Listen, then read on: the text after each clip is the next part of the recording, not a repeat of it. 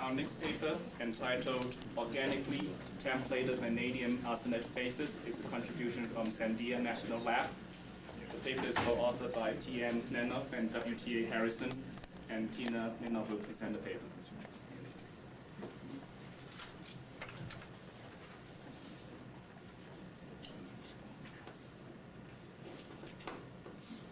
Everyone can hear me?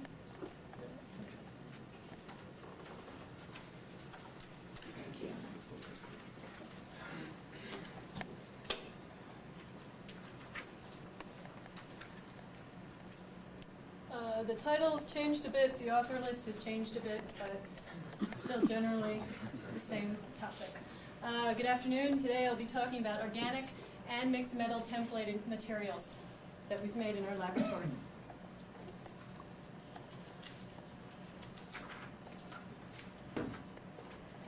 By way of introduction, I'd like to show that our intent was to use organic amines of different sizes and shapes as structure directing elements for different crystalline phases. In addition to this, we wanted to add multi-oxidation state metals, from the transition metals, thereby adding stoichiometric amounts to our crystalline material and possibly induce oxidative selectivity in the material. And using those two ideas hopefully lead into the development of and synthesis of three-dimensional molecular sieve materials, in which we not only include the structure directing and transition metals, but we'd also include the shape selectivity of molecular sieves. The two different phases that we've worked on primarily include vanadium arsenate phases and mixed metal zinc phosphate phases. As you will see with the vanadium arsenate phases, we have developed primarily anionic clusters, and it's the same type of cluster carried on throughout the series of experiments. What we've shown, though, is by adding different shaped organic templates, we can actually form an overall different shaped crystalline material. And it's important to note that this hydrogen, the organic templates are an integral part of the material, because it is through hydrogen bonding of these organics that these anionic clusters are held together.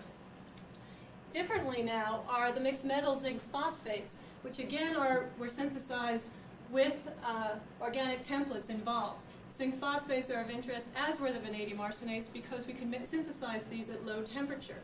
Furthermore, as you've probably heard many times today, in particular, zinc phosphates or phosphate-containing materials and molecular sieves seem to have the propensity for large pored materials. So that was an idea of the direction we were going in. I'd like to also add that on both sets of materials, a number of different studies, characterization studies we've done, which included NMR, magnetic susceptibility, thermographmetric analysis, and primarily single crystal diffraction.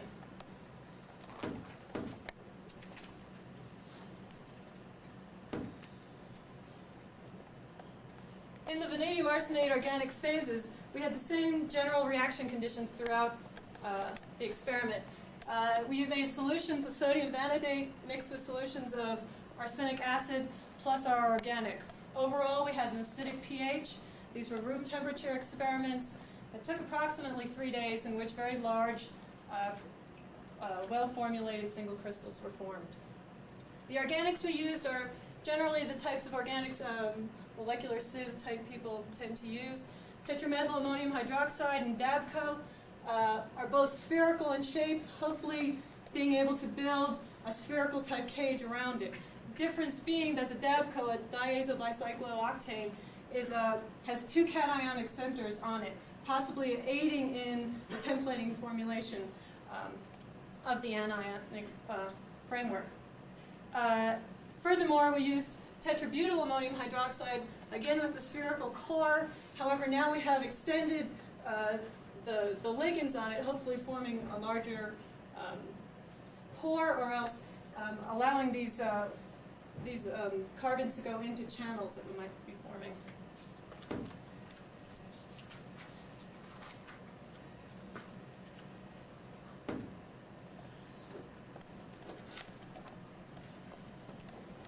The resulting cluster is this vanadium arsenate, shown here without protons, having a net charge of -10. The number of protons and then the overall charge is dependent on the type of organic that is used in the reaction mixture. What we have here, as you can see, are 5+ vanadium shown in blue and the 4+ arsenics. Now, it can be envisioned that it's at this vanadium site that the oxidative activity can occur because of the dangling oxygens. It is these polyanions that are hydrolyzed to form a continuous network with the organics that we have chosen.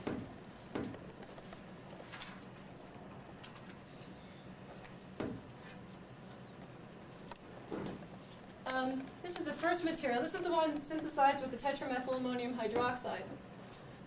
Now, when I first saw this from the crystallographer, I thought, well, great, we've got a microporous material. However, what is really happening here is that we have these clusters, these anionic clusters that are orthogonal to each other. And in between them, we have the structure-directing tetramethylammonium hydroxide. That is hydrogen bonding from the anionic cluster through the nitrogen to the next layer. But you can see that the result of this material is a spherical type cage because of our spherical cation. When you view this in a different direction, now the anion I've shown in yellow for ease of viewing, what you actually have are layers of the anion interspersed with the tetramethylammonium hydroxide cation. And what I hope to show you here is that it's an integral part of the overall structure, that the hydrogen bonding is definitely needed. Now, when you compare this to the DABCO, our resulting, there's really no good way of viewing this material, so you'll have to bear with me. What we have here is this spherical DABCO, again with the anionic cluster being held together. When you view this, the anionic cluster in yellow again you can see that the DABCO is very close to the clusters and an integral form of it. Each cluster is separated by the DABCO and is hydrogen bonded through it. So the organic is necessary in forming the continuous network of this material. Now, when we go to a larger cation in the tetrabutylammonium hydroxide, what we have here is, again, the anionic cluster in yellow. Now we have a much larger dangly organic, which is space-filling and is taking control of the structure. It is from this organic, from the anion through this nitrogen center that the hydrogen bonding is occurring and bonding to the next anionic cluster. Thermal studies on all these materials have shown that you cannot remove the organic, which is our problem in using these materials catalytically. However, we do have ideas for future work on how to possibly extend the inorganic phase of this material, possibly by capping the arsenics by organics. So therefore, you don't just have dangling oxygens off in different directions for hydrogen bonding. And that might enable us to form a more extended network.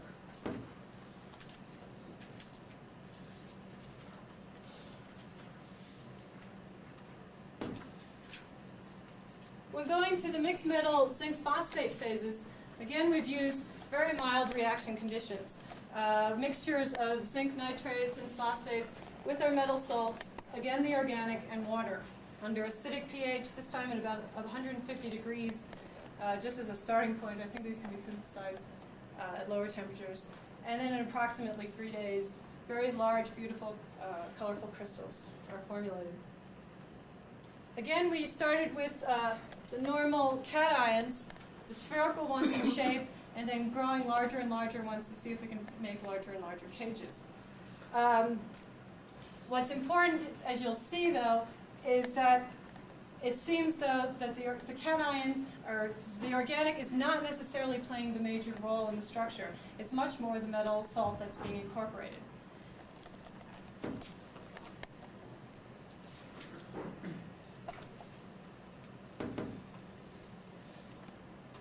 We've identified by single crystal X-ray diffraction and a variety of other methods at least 4 new unique phases.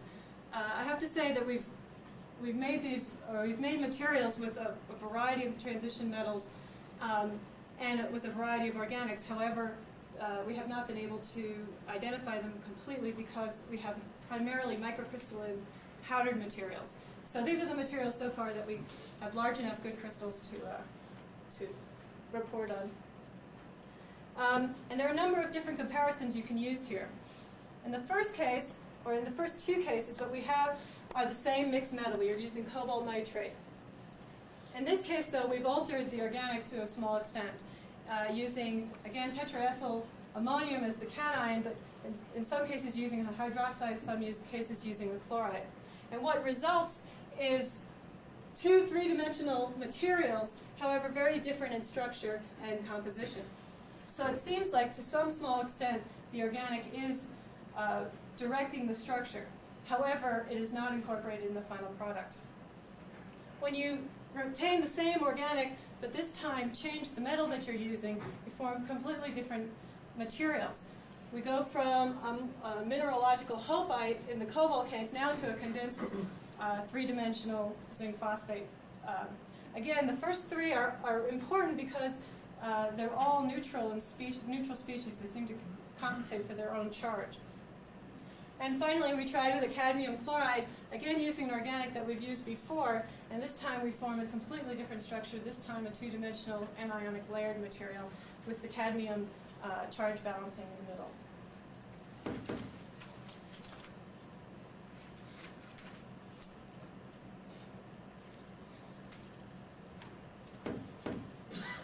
Now this first material is the Cobalt Cig Nitrate, and what I'd like to show here is the fact that what we're really forming are 2-dimensional layers of zinc phosphate anionic layers. Running perpendicular to them, what we have are cobalt oxide layers. So we have single layers of the mixed metal oxide, which are fusing together the anionic 2-dimensional layers to form a 3-dimensional network. When viewing this in a different direction, you can see here are cobalt oxide layers, very stable, almost independent of the zinc phosphate. And what you have here are the zinc phosphates running perpendicular to it, the anionic layer. What we are forming are these cages in here, but again, they're empty, and the whole overall charge on the entire material is neutral, so it's not ion exchangeable.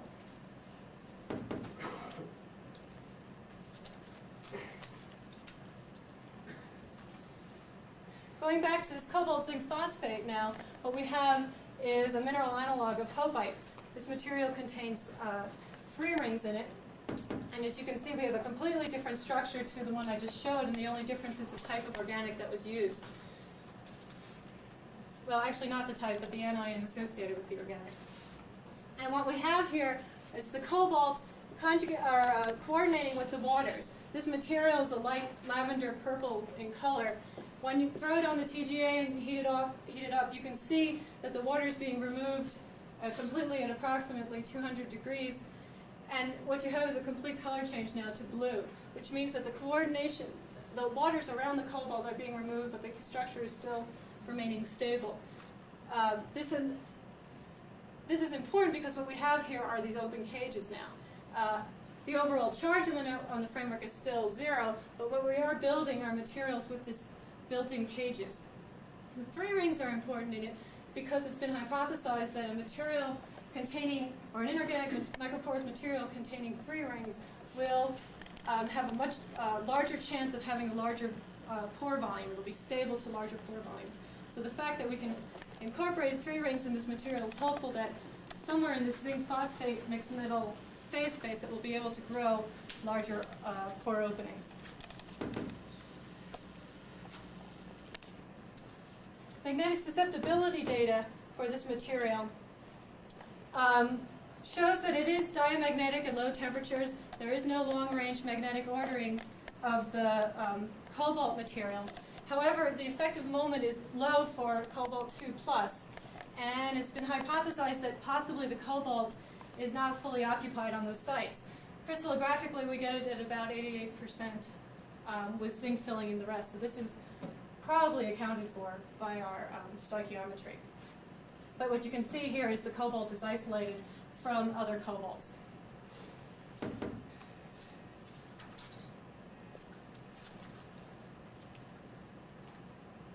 When looking at the copper phase with the same organic, now we have a completely condensed phase, different from the cobalt. As you can see here, it has almost no resemblance to the previous material. What's interesting, though, is the cobalt and zinc seem to be disordered over their sites, so you can't really distinguish between them. However, the sites for these metals are strongly copper-directed, and what we have here are square planar and also trigonal bipyramidal sites, showing that the copper itself is highly directing, even when it's sharing the occupancy with the zinc materials. Magnetic susceptibility for this phase also obeys the Curie-Weiss law, showing no long-term magnetic ordering. However, in this case, the effective moment of the copper very closely matches that of literature values, even though it is mixed phase with the zinc over those sites. It might mean, though, that it just might take a little more work to actually distinguish between the zinc and the copper sites on these materials. Finally, I'd like to show you the cadmium chloride material. What we have here are the sheets of the zinc phosphate anion layers. And in between, in the white, are the cadmium divalent cations with water molecules also.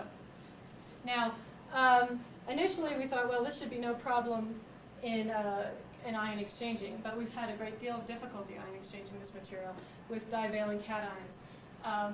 I think it's going to take a little more work, and effectively nobody wants to get rid of cadmium into your system. But it is a good starting point as to forming inorganic matrices with these zinc phosphate mixed metal cations.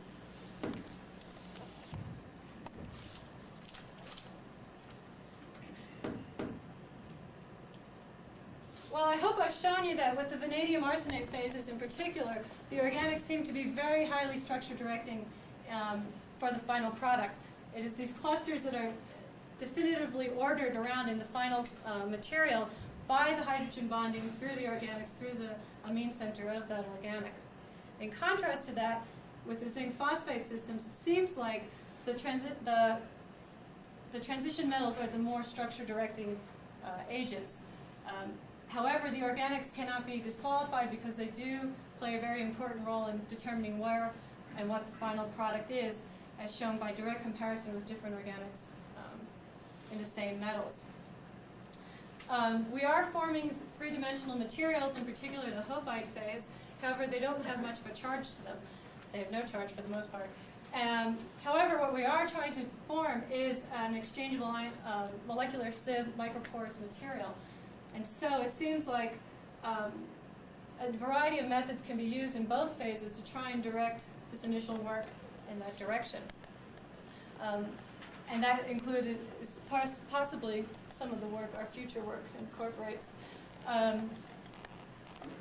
which includes for the vanadium arsenate phases organically capping the arsenic starting material to see if we can form the extended network again, and therefore exposing the vanadium to possible catalytic activity while retaining a strong inorganic matrix.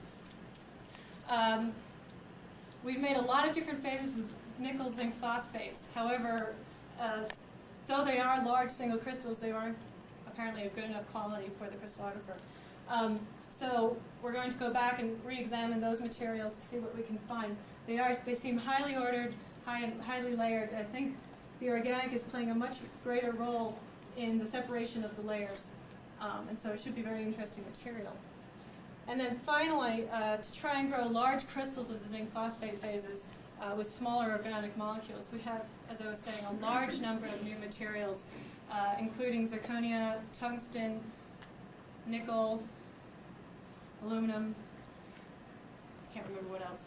And using tetramethyl ammonium hydroxide and Dabco tetraethyl ammonium hydroxide. And it seems, and I should also note that the powder X-ray diffraction patterns of these show that they're all unique to each other. So what we have here is a huge range of materials that just need to be identified, and further thermal studies and catalytic studies need to be applied. So I'd like to thank the two funding agencies, which include Department of Energy through the formerly SPIP, now re-engineered ESP program, and internal Sandia laboratory-directed research and development funding with principal investigator Nancy Jackson. And I'd like to acknowledge people who helped me on the synthetic work at Sandia, Steve Toma and Gene Venturini with magnetic susceptibility studies, at the University of Houston, Bill Harrison for his great work with the crystallography, and at P&L, Bob Maxwell for the NMR data, which I didn't really discuss here, but is ongoing. So, and thank you very much.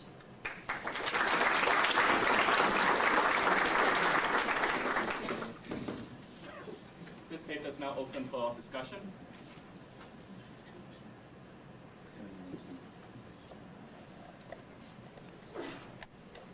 Ken Poppelmark from Northwestern. The first system you described, the vanadium phosphorus system, seems to be arsenate, seems extremely rich with a lot of potential. In the compositions weren't quite clear from your talk. You showed the figures of the clusters without the without the protons. But in all of them, what were the ratios then of the cations and the anions in those various structures? Were they sometimes 2-to-1, 3-to-1? That is the number of organic cations versus it does vary. It did vary to some extent. Right. It is determined by the number. I can't remember off the top of my head exactly the ratio, but it is generally either 1-to-1 or 2-to-1. So very salt-like. Very salt-like, exactly. exactly. And anions and it's stabilized by the hydrogen right, bonding exactly. that you're describing. Were you able then to start doing experiments where you could get condensation of the clusters? I mean, by changing the pH and changing the ratios of constituents in the material, much like in zeolites, so that you've developed a true framework structure. I have tried to some extent, and it always seems to default back to this starting. What's interesting is that the starting material is a sodium vanadate, and the alkali metal is not playing any role, or it doesn't seem to be playing any role in the final product. I think this is a highly directed synthesis or reaction conditions, the acidic ones, to form these clusters. I do need to expand on it. We have done some work with these organically capped arsenic compounds. They are air sensitive, and so we're having a little trouble getting used to that. The final products do come out green. We are changing the oxidation state of the vanadium, and we are forming some kind of a stickier material. It's almost like a layered clay material. So we are changing it, but getting back to these clusters, I have this strong suspicion that this is a thermodynamically stable phase. So over a wide range of composition space, you kept coming back to that. Right. If you have to be careful with the organic, because adding too much will increase the pH, and then nothing will happen. Seems to happen over a certain pH, and so it has to remain highly acidic. And the anion cluster in each case has the same arsenic to vanadium ratio right, in exactly. every anion. Right. But they've had different degrees of protonation of the right, surfaces, exactly. which controlled the cation and the anion ratio of right, the crystal. exactly.